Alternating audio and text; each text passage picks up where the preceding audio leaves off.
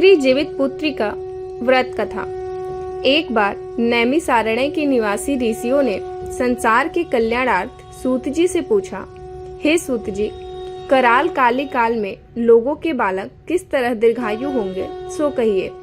सूत जी बोले, जब द्वापर युग का अंत और कलयुग का आरंभ हुआ था, उसी समय बहुत सी शोकाकुल स्त्रियों ने आपस में सलाह की कि क्या इस काल में माता के जीवित रहते पुत्र मर जाएंगे।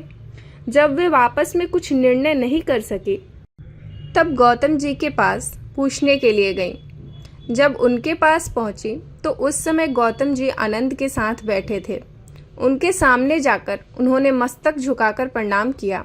तदंतर स्त्रियों ने पूछा, हे प्रभु, इस कलयुग में लोगों के पुत्र किस तरह जीवित रहेंगे?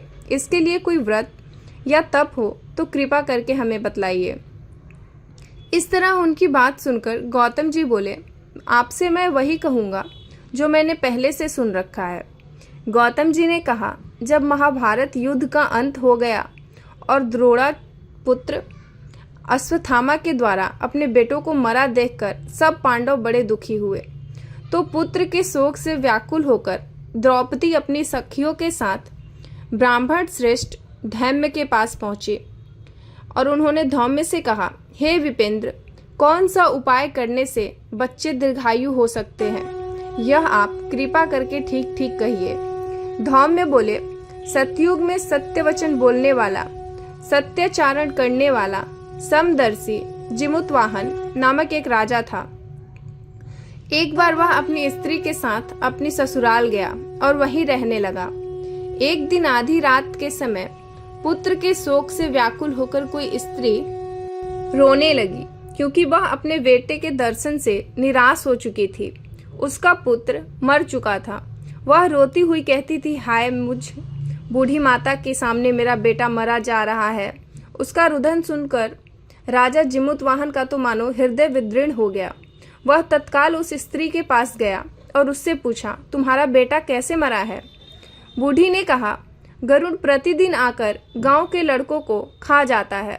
इस पर उस दयालु राजा ने कहा, माता, अब तुम रो मत, आनंद से बैठो, मैं तुम्हारे बच्चे को बचाने का यत्न करता हूँ।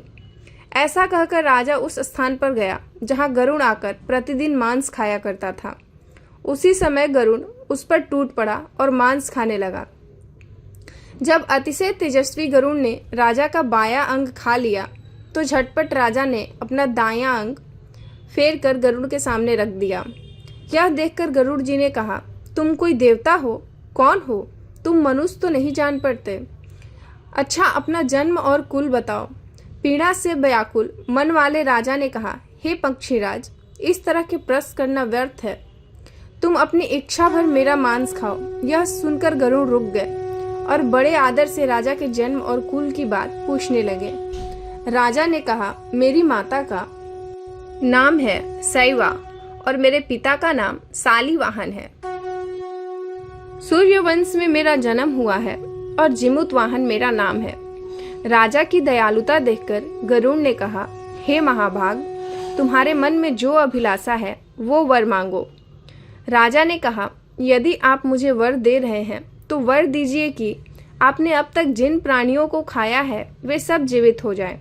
हे स्वामिन, अब से आप यहाँ बालकों को न खाएं और कोई ऐसा उपाय करें कि जहाँ जो उत्पन्न हो वो लोग बहुत दिनों तक जीवित रहे। धौम्य ने कहा कि पक्षीराज गरुड़ राजा को वरदान देकर स्वयं अमृत लाने के लिए नागलोक चले। वहां से अमृत लाकर उन्होंने उन मरे मनुष्यों की हड्डियों पर बरसाया। ऐसा करने से सभी लोग जीवित हो गए जिनको कि पहले गरुड़ ने खाया था। राजा के त्याग और गरुड़ की कृपा से वहां वालों का बहुत कष्ट दूर हो गया।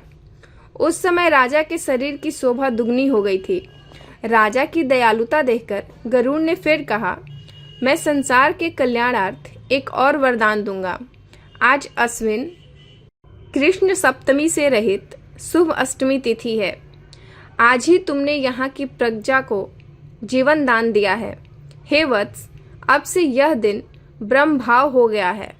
जो मूर्ति वेद से विविध नामों से विख्यात है, वही त्रैलोक्य से पूजित दुर्गा अमृत प्राप्त करने के अर्थ में जीवित पुत्रिका कहलाती है।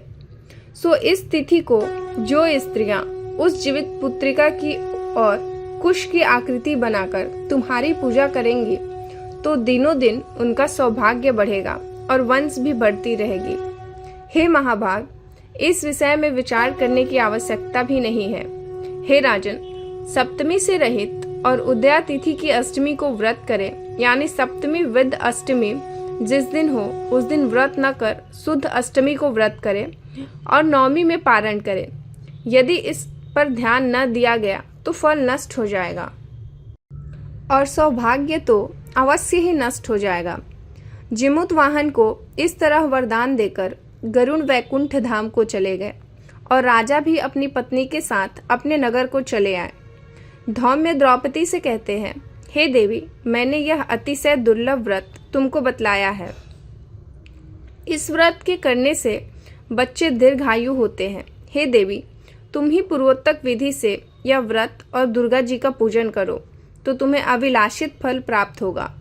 मुनिराज धौम्य की बात सुनकर द्रौपदी के हृदय में एक प्रकार का कौतूहल उत्पन्न हुआ और पुरावासनी स्त्रियों को बुलाकर उनके साथ यह उत्तम व्रत किया। गौतम ने कहा, यह व्रत और उसके प्रभाव को किसी एक चिल्हिन ने सुन लिया और अपनी सखी सियारिन को बतलाया। इसके बाद पीपल वृक्ष की शाखा पर बैठकर उस चिल्हिन ने और उसी वृक्ष के एक खोते में बैठकर सियारिन ने भी व्रत किया। फिर वही चिल्हिन किसी उत्तम ब्राह्मण के मुख से यह कथा सुनाई और पीपल के खोते में बैठी हुई अपनी सखी को सुनाया। सियारिन ने आधी कथा सुनी ही थी कि उसे भूख लग गई और वह उसी समय 100 से भरे हुए शमशान में पहुंची। वहां उसने इच्छा भर मांस का भोजन किया और चिल्हिन बिना कुछ खाए पिए ही रह गई। सवेरा हो गया। सवेरे वह गौशाले में गई और वहां गौ का दूध पिया। इस तरह नवमी को उसने पारण किया। कुछ दिनों बाद वे दोनों मर गईं और अयोध्या में किसी धनी व्यापारी के घर में जन्मी। संयोग से उन दोनों का जन्म एक ही घर में हुआ, जिसमें सियारिन ज्येष्ठ हुई और चिल्हिन छोटी। वे दोनों सभी शुभ लक्षणों से युक्त थी, इसलिए बड़ी लड़की काशीराज के और छोटी लड़की उनके मंत्री के साथ गृहपत्य अग्नि के सामने विधि पूर्वक ब्याही गई। पूर्व जन्म के कर्म फल से वह मृग्यनी रानी हुई। जिस किसी की भी संतान को उत्पन्न करती वह मर जाती थी और पूर्व जन्म की बातों का स्मरण करने वाली मंत्री की पत्नी अष्टवसुओं के सदृश तेजस्वी 8 बेटे उत्पन्न किए और सभी जीवित रह गए। अपनी बहन के पुत्रों को जीवित देखकर ईर्ष्यावश राजपत्नी ने अपने स्वामी से कहा, यदि तुम मुझे जीवित रखना चाहते हो तो इस मंत्री के सभी पुत्रों को उसी जगह भेज दो जहाँ की मेरे बेटे गए हैं, अर्थात इन्हें भी मार डालो। यह सुनकर राजा ने उस मंत्री के पुत्रों को मारने के लिए कई प्रकार के उद्योग किए, पर मंत्री पत्नी ने जीवित पुत्रिका के पुण्य बल से बचा लिया। एक दिन राजा ने अपने आदमियों से उन पुत्रों का सिर कटवाकर पिटारी में रखवाया और वह पिटारी उनकी माता मंत्री पत्नी के पास भेज दिया, किंतु वे 8 शीश बेशकीमती जवाहरात हो गए और भरे चंगे 8 लड़के अपनी माता के पास वापस चले गए। उनको जीवित देखकर राजपत्नी को बड़ा विस्मय हुआ। अंत में वह मंत्री की पत्नी के पास गई, उससे पूछा, हे बहन, तुमने कौन सा ऐसा पुण्य किया है जिससे बार बार मर जाने पर भी तुम्हारे बेटे नहीं मरते? इस पर मंत्री की पत्नी ने कहा, पूर्व जन्म में मैं चिल्हिन थी और तुम सियारिन थी। हमने और तुमने साथ जीवित पुत्रिका का व्रत किया था। तुमने व्रत के नियमों का भली भांति पालन नहीं किया था और मैंने किया था। इसी दोष से हे बहन, तुम्हारे बेटे नहीं जीते हैं। ओ राजरानी, अब भी तुम उस जीवित पुत्रिका व्रत को करो, सो तुम्हारे बेटे दीर्घायु होंगे। मैं तुमसे सच सच कह रही हूँ। उसके कथानुसार रानी ने व्रत किया, तभी से उसके कई बेटे सुंदर और दीर्घायु होकर बड़े बड़े राजा हुए। सूत जी कहते हैं, सब प्रकार का आनंद देने वाला मैं यह दिव्य व्रत बतलाया हूँ। स्त्रियां चिरंजीवी संतान चाहती हैं तो विधि पूर्वक करें। इसी के साथ हम लोग कथा को विराम देते हैं। कथा सुनने के बाद लाइक, शेयर, सब्सक्राइब करना ना भूलें। Thank you.